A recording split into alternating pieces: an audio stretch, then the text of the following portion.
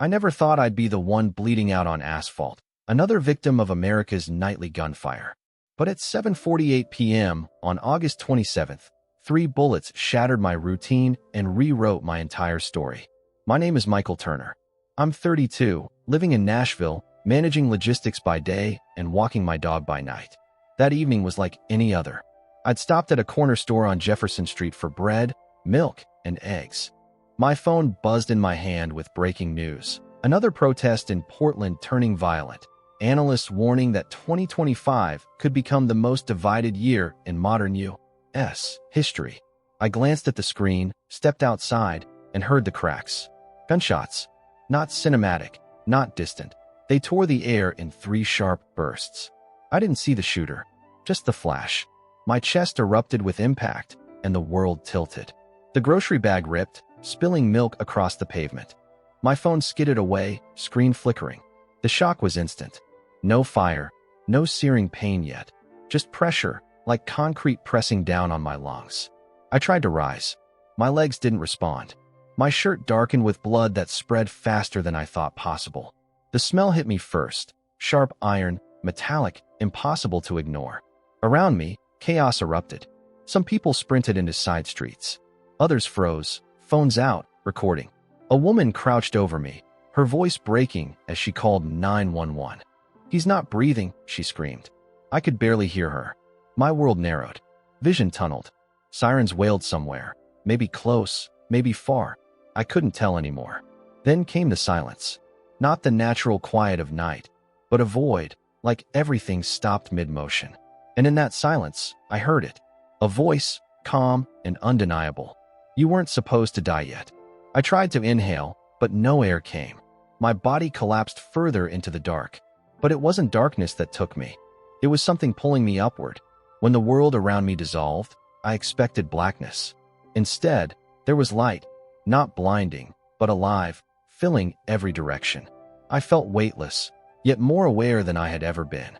Below me, the street and chaos were gone. Instead, I stood in what felt like endless brightness, a place outside time. Then I saw him. At first just a figure, blurred at the edges, then clear. A man in simple robes, walking toward me. His face was calm, his eyes unlike any I had ever seen. Not just looking at me, but into me, past every mask I had ever worn. I knew who he was without asking.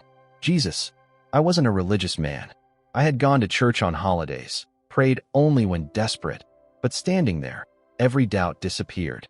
His presence radiated love so deep it felt like it was holding my soul together. "Michael," he said, and my name carried a weight I had never felt.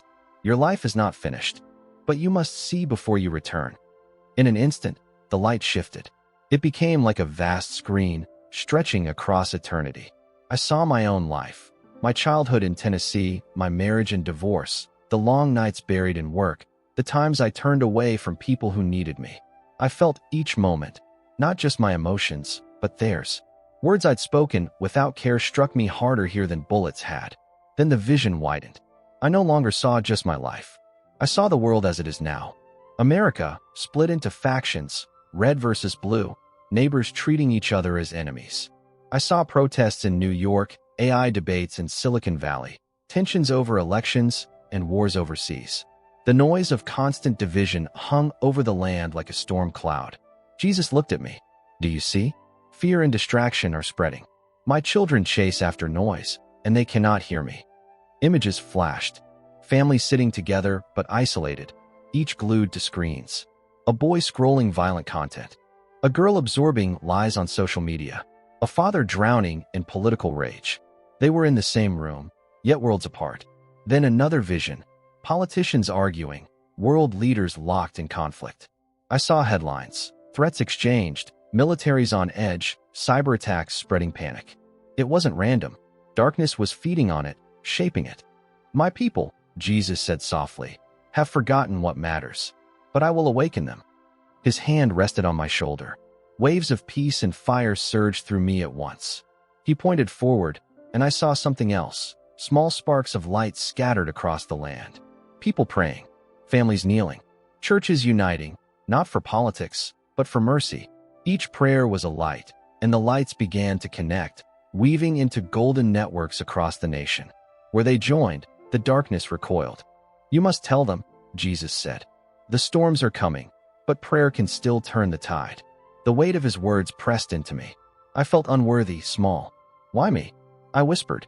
"Because you will be believed," he answered. "Not by all, but by those ready to listen. And they will need your voice." The light around us shifted again, and I sensed I was about to be sent back.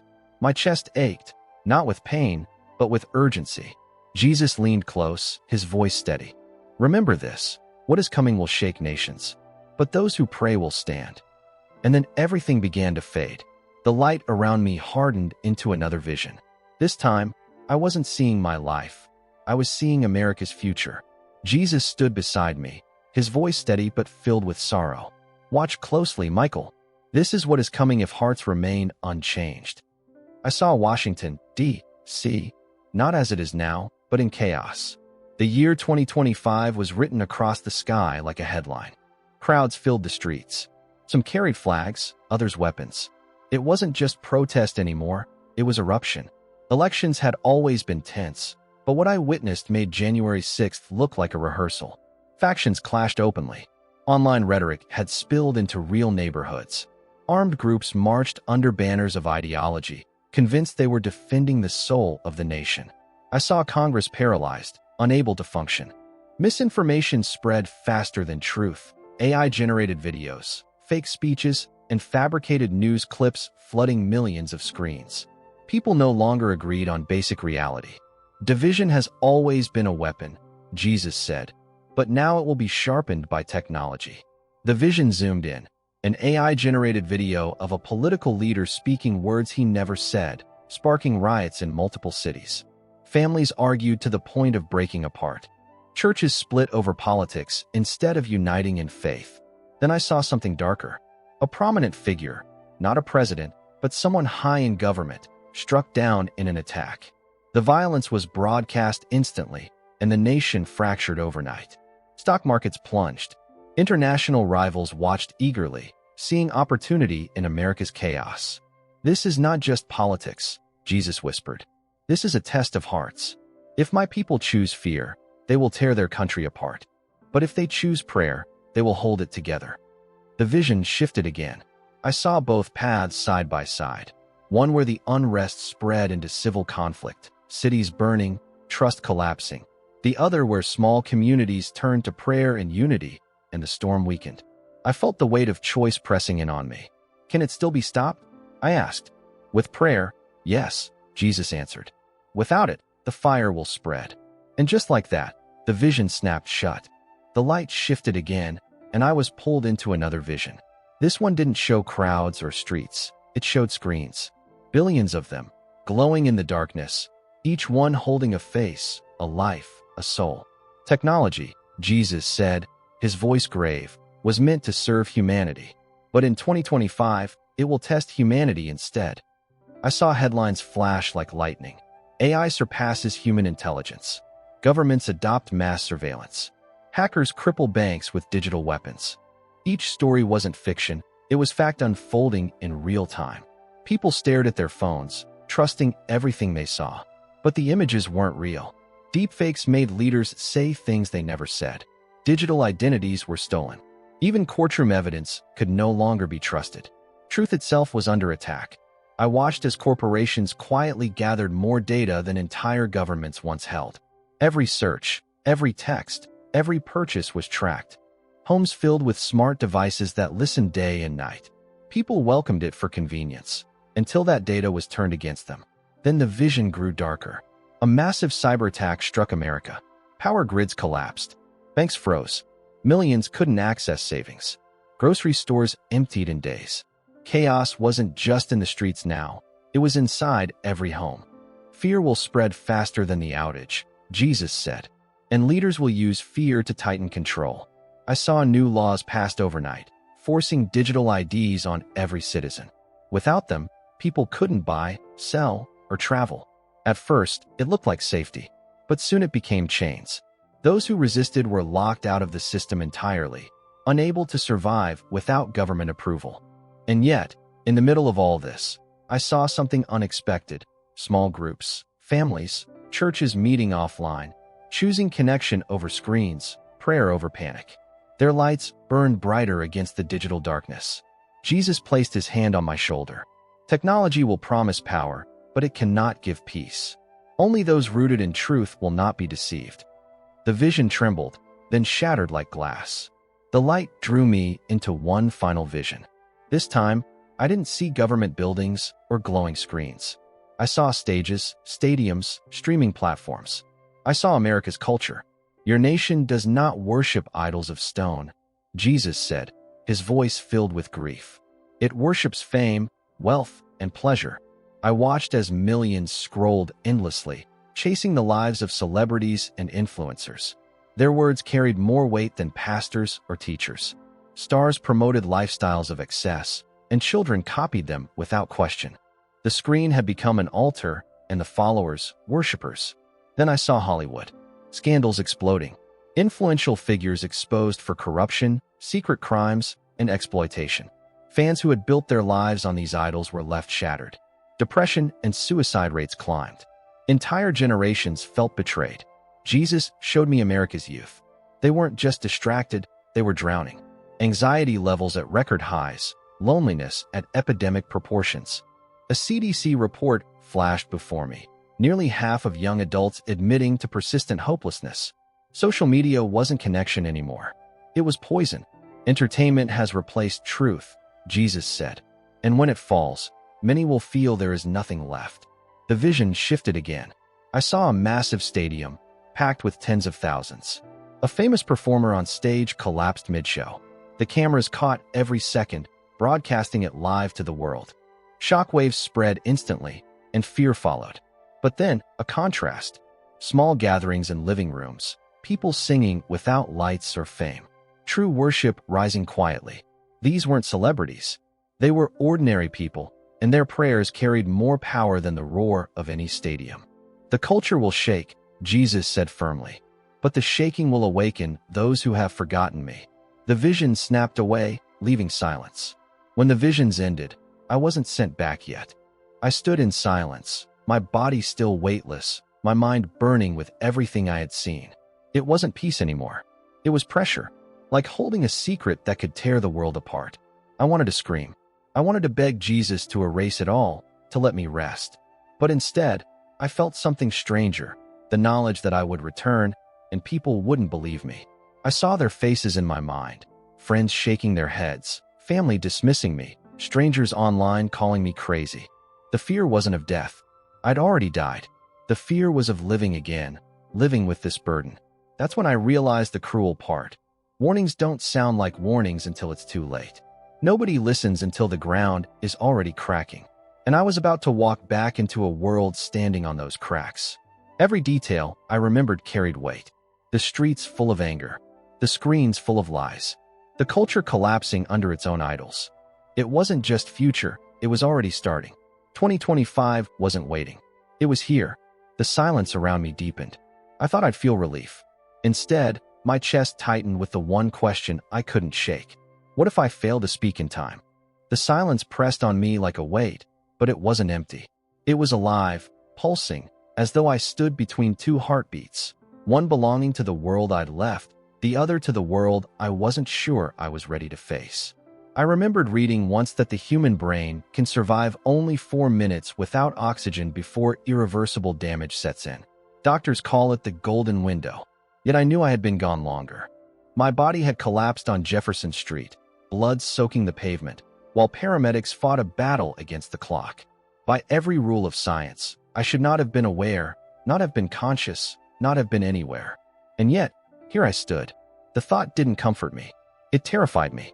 Because if I came back, I wouldn't be the same.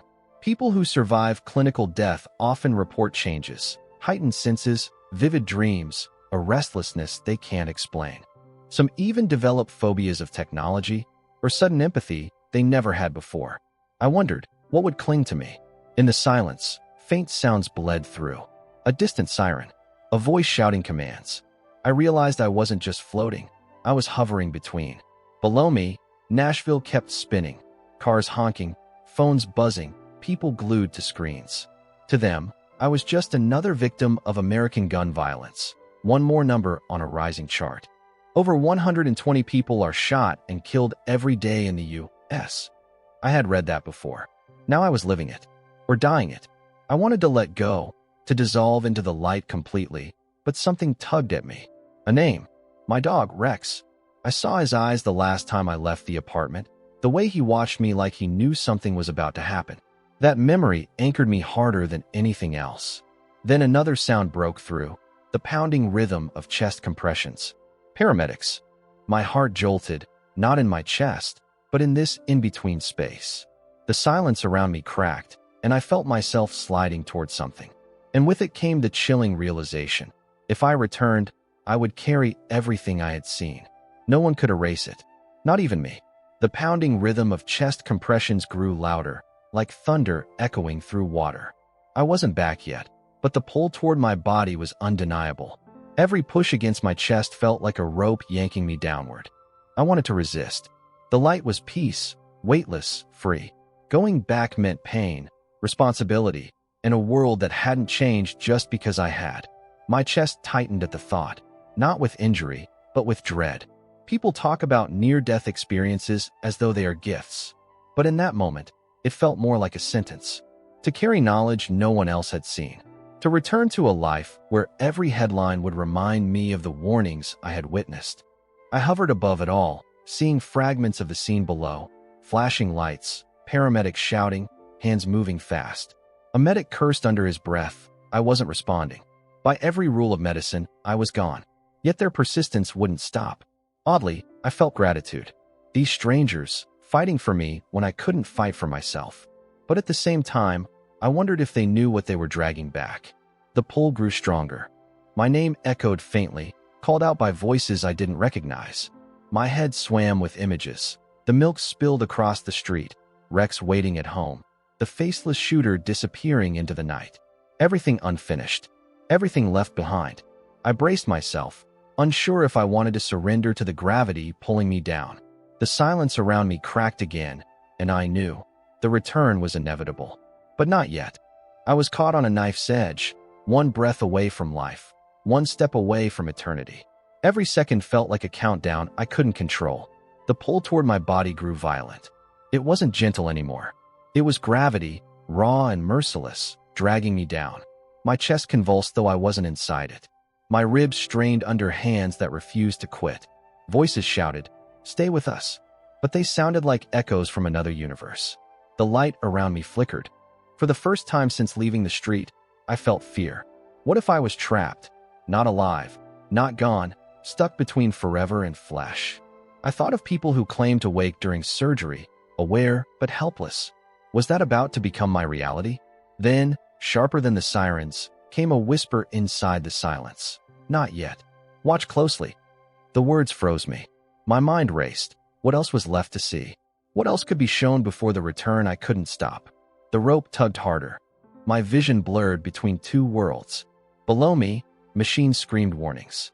Above me, the light trembled like a door about to close. I realized the truth. I didn't get to choose. The final tug came like a tidal wave. The light fractured, and I was thrown downward. Suddenly, I wasn't floating. I was slamming back into flesh. My chest ignited with fire as air tore into lungs that had been silent too long. Every rib screamed under the weight of compressions. I gasped, choking on blood and siren-filled air. Paramedics froze, then shouted, "He's back. We've got him." My eyes flickered open, catching the blur of red and blue lights, the chaos of the street. Someone cried out in disbelief. The pain was unbearable, but it was proof I was alive. The voice that had carried me through the silence whispered once more, softer now, almost fading, "Remember." And then it was gone. I lay there, broken but breathing, a man who had died and returned with more than a second chance. I had returned with a burden. If you're hearing this, know this. I didn't come back just to breathe again. I came back to tell you something. Life is fragile. One minute you're buying groceries, the next you're fighting for your soul. Don't waste it on noise, anger, or idols that collapse the moment the ground shakes. I saw how easily truth can vanish, how quickly nations can crumble, how fragile every illusion is. But I also saw something stronger than fear, stronger than lies. The power of prayer, of people turning back to love, to mercy, to God. My advice is simple: live awake. Don't wait for disaster to strip away what doesn't matter. Forgive quickly. Love deeply. Pray like every word changes the future, because it does. I died once. I was shown what's coming. And I was sent back for one reason: to tell you it isn't too late. Not yet.